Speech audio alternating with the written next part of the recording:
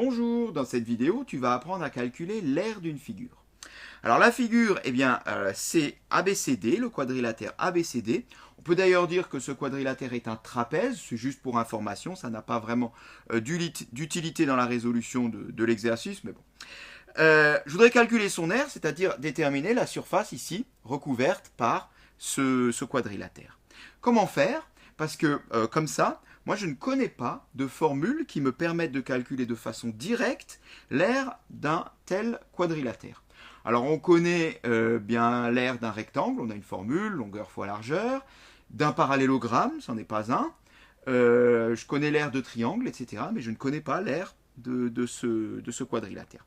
Alors ce qu'on va faire, et ce qu'il faut faire dans le cas où on se trouve devant des figures dont on ne connaît pas de formule, bien c'est faire des découpages de façon à reconstituer notre quadrilatère en petits morceaux de figures connues. Et comment on pourrait faire un découpage? Bien très facilement, un quadrilatère coupé en deux, coupé sur la diagonale, ça nous donne deux triangles. Donc si par exemple je coupais ici, j'obtiendrai un triangle ici, et puis un autre petit triangle ici. Or, je connais une formule qui me permet de calculer l'aire d'un triangle.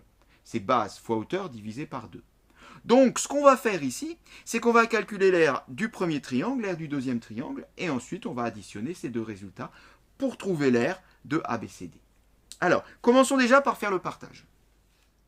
Voilà qui est fait, et je vais donc commencer par calculer l'aire de la surface hachurée en rouge, c'est-à-dire l'aire du triangle ABD. Et ça, je sais faire, parce que là, j'ai une formule que j'ai rappelée juste à l'instant, base fois hauteur divisé par 2, ou base fois hauteur sur 2, c'est comme on veut.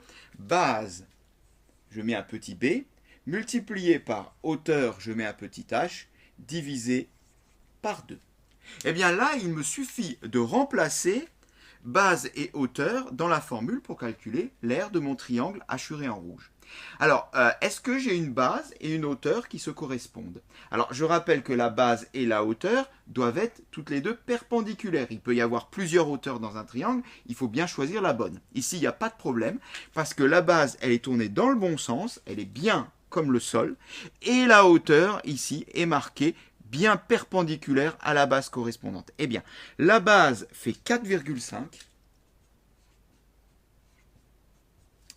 La hauteur qui lui correspond fait 2,5.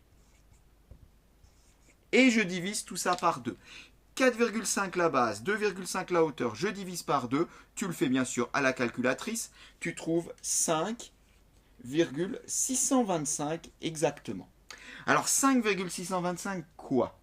Eh bien ici, j'ai multiplié une longueur en centimètres par une autre longueur en centimètres. Eh bien, je trouve des centimètres carrés. Alors, pour calculer l'aire du triangle vert, on va faire comme tout à l'heure, trouver une base et une hauteur qui lui correspond.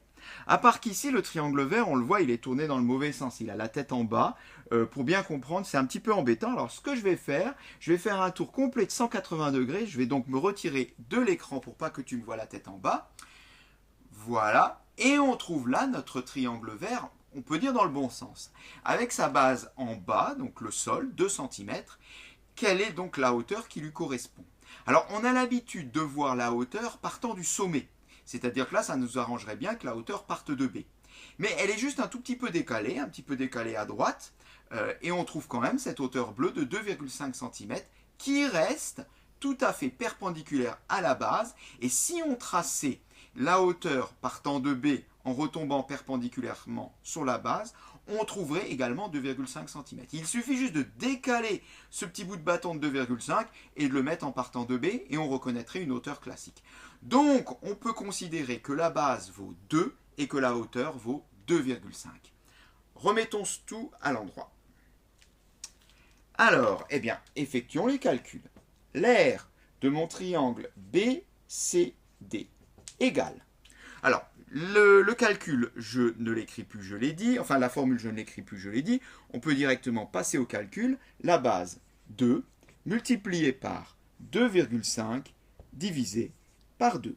Ça donne quoi? Bien, 2 fois 2, 5 divisé par 2, ça revient à faire 2,5 tout court. La multiplication par 2, la division par 2 s'élimine. 2,5 cm² comme précédemment.